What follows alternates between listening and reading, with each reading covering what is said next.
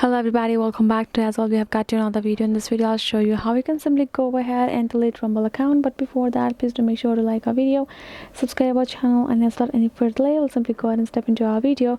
For that matter, what you're gonna do is simply gonna go ahead access your Rumble on your browser itself.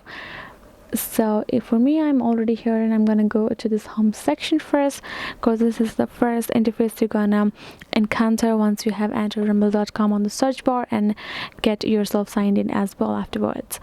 Then what you're gonna do, if you would like to delete your account, go ahead, tap on your account profile icon on top right corner, tap on this option called account options, and scroll down till you find this option called close Rumble account. You can close your account at any time. This will make all your Rumble content unavailable to you and to others.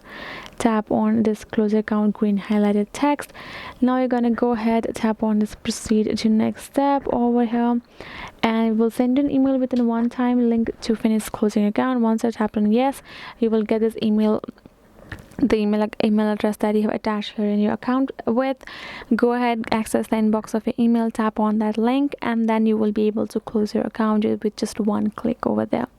So this will be it, guys. Hope this video was helpful to you all. Thank you so much for watching, and I'll see you guys in our next video.